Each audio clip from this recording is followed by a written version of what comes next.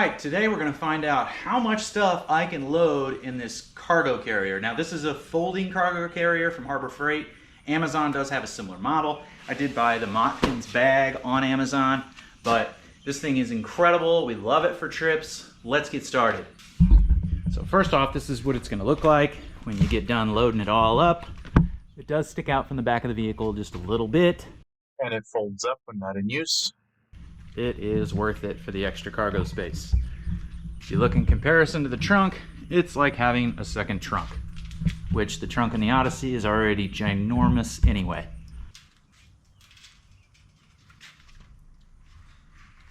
All right, first I put this in the hitch.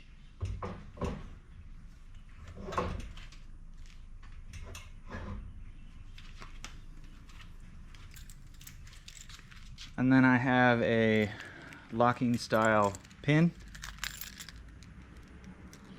So you just put the key in, give it a twist, and the pin comes apart like that.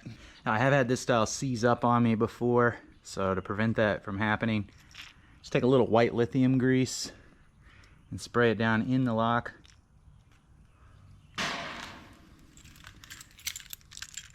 And then cycle the key in and out of there.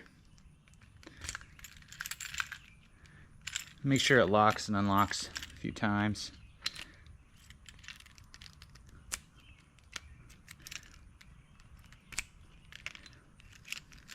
I like to kind of hit some down in here too, just to keep all the internals of this. We might get a little rain, so just kind of put it all together wet with grease and make sure everything's moving nice and smooth. It's moving so much smoother now. I just want to be able to unlock it when I need to.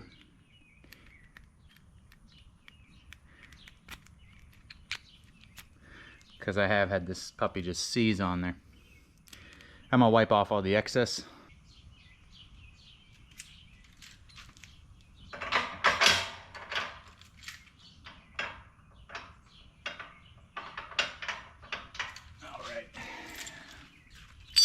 And this right here is a hitch tightener. This will keep this thing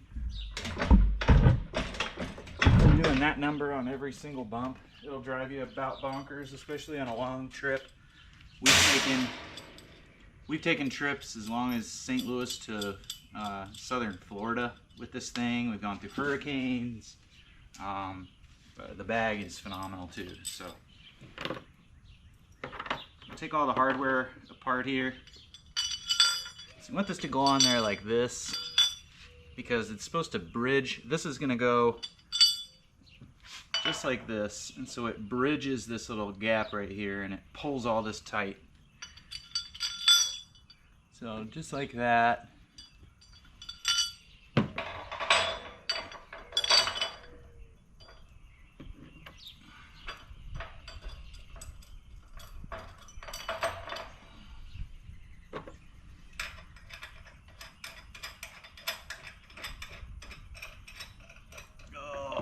There we go.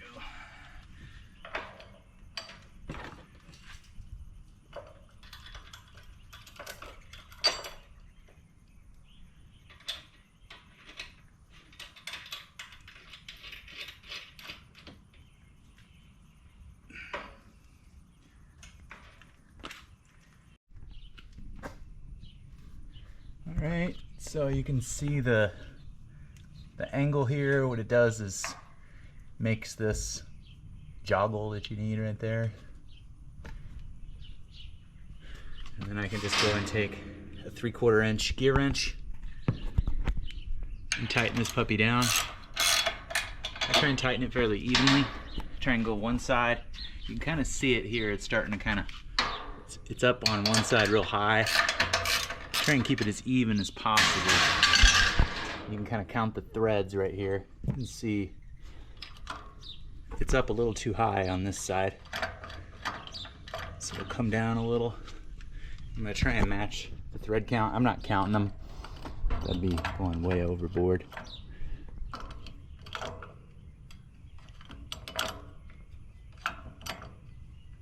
But try and get them to where it snugs up and it's fairly even. I always kind of shove it back up against up against the hitch receiver.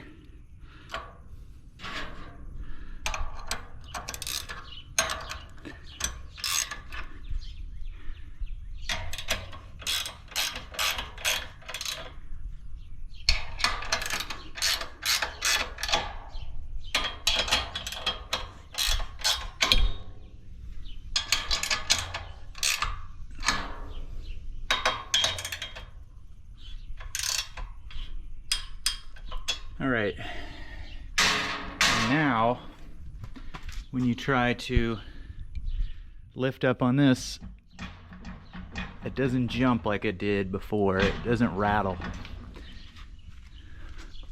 Get a little tighter and it won't rattle any.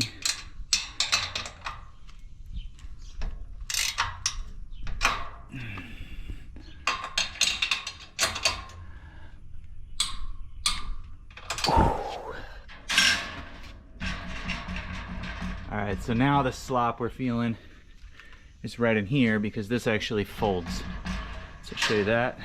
So in order to fold this, take this little pin out, pull the pin out, or pull the little diaper pin, and then pull the solid pin, and then you just lift up on it. And it folds out of the way. Now you gotta be careful that you don't hit the automatic door and have it come down and smack into it, or come up and open and hit it. So I have actually gone and pulled a fuse in that compartment to prevent the door from being used, but I just kind of guard it and then I just leave it down for the most part while we're on our trip. All right, so I folded the seat down. I'm going to show you what fuse to pull inside of here to deactivate the motor. On some newer models, you can actually push a switch on the dash to shut it off, potentially. I don't know. This one doesn't have any of that. So pull this panel off, and then we're going to look for PTG motor, power tailgate motor. So that's that fuse, and it's going to be this one right here, that 40 amp fuse, and it tells you it's a 40 amp right there. So I'm just going to take some pliers and just carefully work that puppy back and forth like that, and I ended up popping the little cover off, which is just awesome. I don't like pulling this fuse, so I was really careful not to touch the conductor inside of here. So that's the actual fuse that'll melt right there. So now, and I can take this little piece, this little cover, and just pop it back on like that. So now the tailgate will not close. So you can still open it like normal and just push the button and pull it up, obviously. If I come up here on the driver's side and try and push this button, all I get is a beep. It tries to unlock the door, but that's all it'll do. It won't lift the door. All right, and now just to put it back in, all I gotta do is take this 40 amp fuse, push it in, take this little cover, and it just lines up with these right here, and then you push the back in, and that's it. All right, and now there's no need to reset anything. I'm just gonna go ahead and push this button. You can push the one up in the front as well. Push that button, and the tailgate works again, just as it should. So it's kind of a pain to pull that fuse, but if you were scared of somebody pushing the button, you know, it's probably a good thing to do. You can reset on the dash if you open your owner's manual. There is a way to reset the power tailgate button to where it only works when the car is locked or unlocked, or it unlocked or at all times. So you could do it like that to where you could set it to where it's unlocked, where it wouldn't open unless it's unlocked. But I just like to pull the fuse so I don't damage my door. It's just the easiest thing to do. And then I'll just take, in case we got to reactivate it while we're on the trip, I'll just take a set of pliers and a little flat blade with me, and I'll throw the fuse in a little bag, and we're good to go.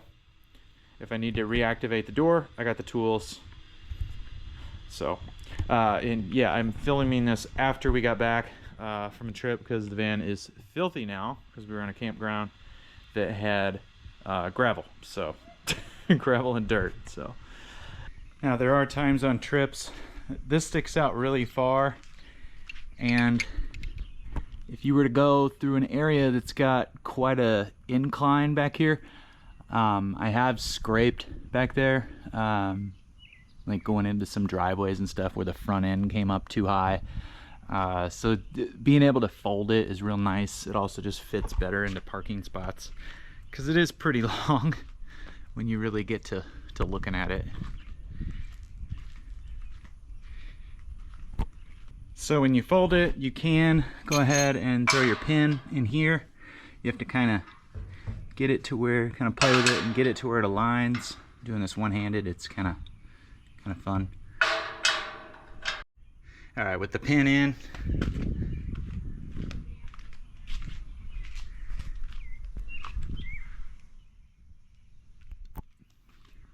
so you can see it really doesn't ride out too far from the back of the vehicle. Now I do like to take the wrench with me just in case I needed to, if I had to get it towed or something off the side of the road, so I keep it with us.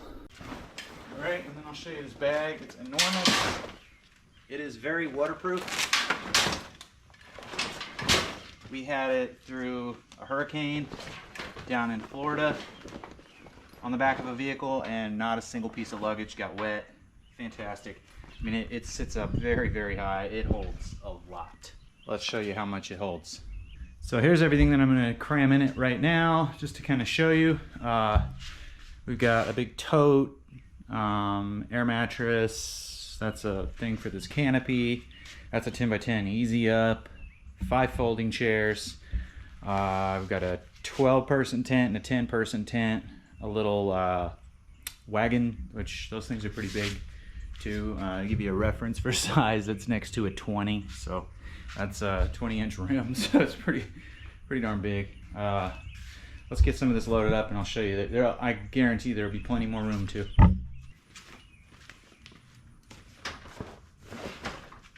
So the hardest part about this thing is it has no shape without a bunch of stuff in it, so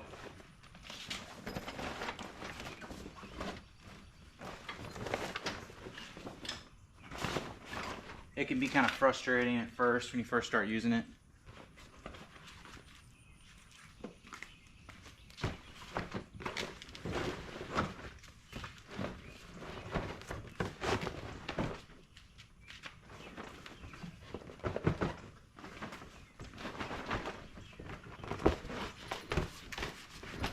I mean, you can see that tote. I've still got tons of room on top of the tote. The tote ends there. I've still got 6-8 inches on top of it almost. It's just wild how much stuff this thing will fit.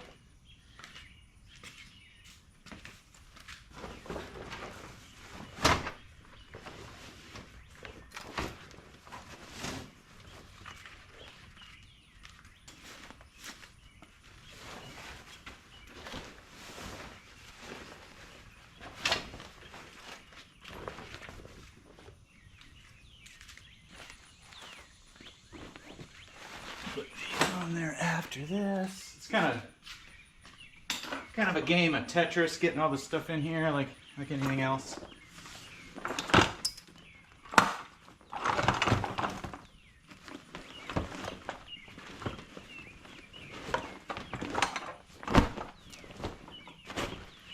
You can kind of see the bag kind of taking shape, but you can see I've still got tons to go up. Put this one down here.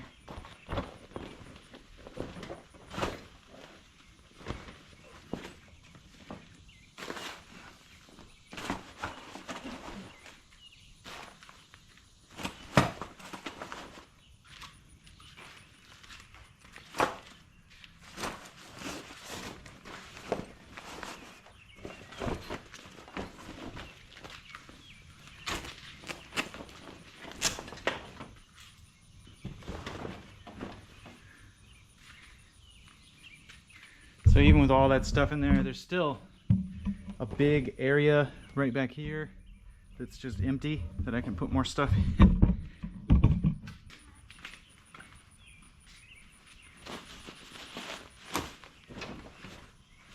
Alright, there's one sleeping bag. There's that canopy. I'm gonna grab another sleeping bag. This is another big sleeping bag, it's a double.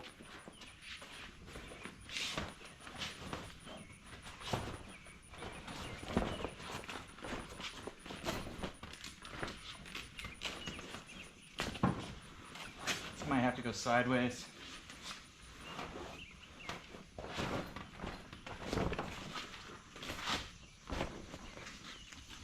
The only thing I didn't get in was that one chair over there yet. I don't know if I'm gonna get it in. It's gonna be a little tight squeeze with these here, but we've got a whole empty trunk. I can kind of rearrange with where I need to put stuff, but give you an idea what this looks like when you zip it up.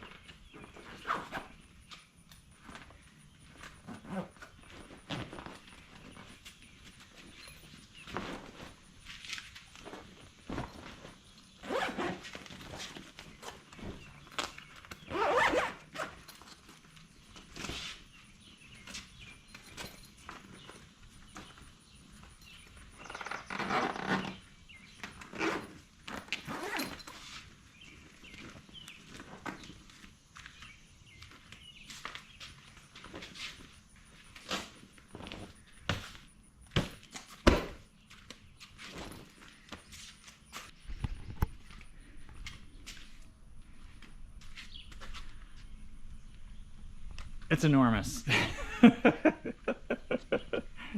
It really is gigantic. Now these little flaps have Velcro to keep water down on them. I haven't had any problems with water getting in. Like I said, we drove through a hurricane. No water got in it whatsoever. Everything was bone dry. St. Louis to Florida, and it was raining. I don't know how much rain we got. It was a freaking monsoon. But that's what it looks like. We still get really good gas mileage with it like this. We've had 8 people in the car. This thing completely loaded. That thing, the trunk completely loaded. And we still got like 30 miles to the gallon coming back from Detroit. Now I was just like barely on the throttle. There's, you know, a bunch of different things you can do to get a little better fuel mileage. Most of it is just good maintenance. So wheels, tires, make sure everything's balanced, make sure your brakes aren't dragging. I keep my tires at like 38 or so, a little higher than normal. And then most of it is just driving habits, just staying off the throttle real hard, not using cruise control when you're going up hills and stuff. It'll just kill your mileage. So the way this thing straps down, I usually just take this. What I do is loosen this up here. I've got kind of a knot tied in this to let it slide so that I can adjust to get more slack. That's all I'm doing right now. It's getting more slack. And then I'll take this and strap it around through the eyelet, down back through again, and then it's tight down there.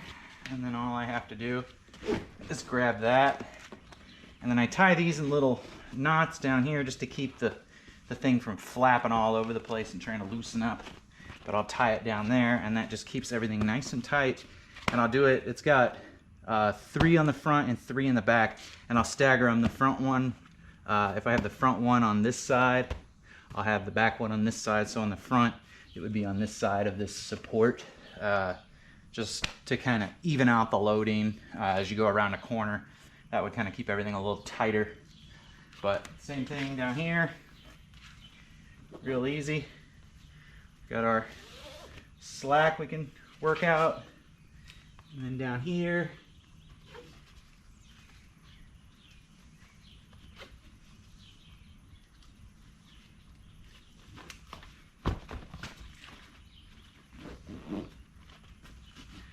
and I can just pull the extra slack down there, and that's tight.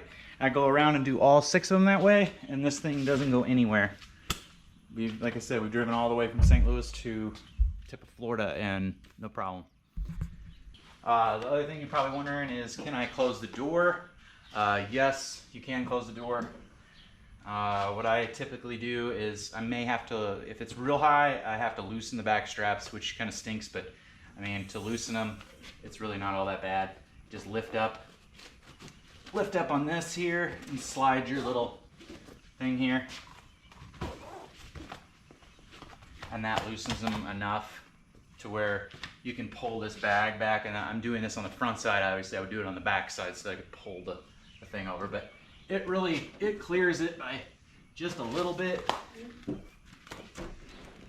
if you shove everything back. But that is the one downfall is, yeah, if it's plumb full, it's tough to get the door by.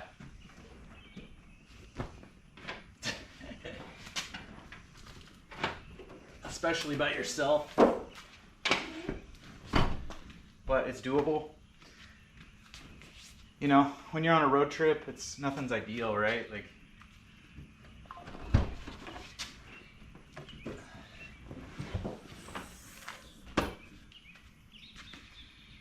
all right, thanks for watching. Right now, it's just busy time of the year, season. I don't do a ton of like big maintenance this time of year usually. I should because it's more comfortable out in the garage, but I typically don't because we're traveling, we're going to go see family or doing whatever. So going on a camping trip, whatever it may be. But this thing has been phenomenal for our big family. If you have a big family and you seem to be running out of cargo space in there, I've had the one on top of the roof. It was a bag version on our Honda Pilot, and we had it on we had a Mazda 5. It looks like a little minivan. It's 3 rows of 2 seats, so it seats 6. But we put it on top of that. It had a little 4-cylinder in it, like a 2.4, I think. And it would get like 28 miles to the gallon without that on there. I threw it on the roof. We drove from here to Kansas City. It got 14 miles to the gallon with that thing on there. 14 on a little car that normally is like, like a total like economy car that should be getting great mileage. 28 miles a gallon, almost 30 miles a gallon, that thing. It cut it in half having that thing on the roof. And then in the Honda Pilot, that was we had an 05 and an 06. It would really hurt the mileage on that. We typically get around 25, 26 on the highway, and I'm being kind of generous with that one. That was kind of in a best case. Typically we might get around 22, 23. But again, it would cut the mileage in half with that thing up on the roof on that. This, we never saw any drop in mileage on the Honda Pilots. We've never saw really any drop in mileage in the Odyssey either. You know, maybe 1 or 2 miles a gallon, but not cutting in half. So these things are perfect for a trip. This is on a trip to Tampa. So here's some photos of it on our Honda Pilot. This is with it down our old house. This is with it stowed. And then this is for actually using it to haul cargo as well. So it's really versatile. The only other downside to them is, you know, they're at ground level. So your belongings are kind of out in the open. So you stop at a rest stop. You know, I haven't had anybody mess with it, but there's always that worry in your head that somebody's going to come out and take your stuff. You know, I mean, it could happen anywhere. And frankly, somebody could get up on the roof. It's going to be more noticeable too, but it's not really all that much more secure being on the roof when you really think about it. Plus, with it all strapped down and everything, it's kind of a pain in the you-know-what. So somebody coming up and trying to fiddle with it and trying to figure out how you got this thing strapped down, they're going to be there for a little while. I don't see somebody doing it. We have had to stop somewhere and stay overnight. And yeah, it stinks to have to unload this puppy, fold it all up. But you fold it all up, unload it, it's all out of the way. You don't have to worry about it at all. Bring it inside. So yeah, that I would say those are really the downfalls. It's just having this out in the open while you're traveling and worrying about your cargo, if there's anything precious in there. But for real, like, if they open it up, it's literally like a bunch of junk they probably already have. So without finding, unless you're packing bars of gold in here, I don't know. But anyway, thanks for watching. Like I said, kind of busy right now with just traveling and stuff. So we'll get back to more of the big repair kind of videos as the summer starts to kind of come to a close. That's typically when I handle all the big maintenance right now it's just the small maintenance of, you know, oil changes, air filters, those kinds of things, just the typical tire changes, keeping stuff on the road and running good. So we'll see you on the next one. Thanks for watching.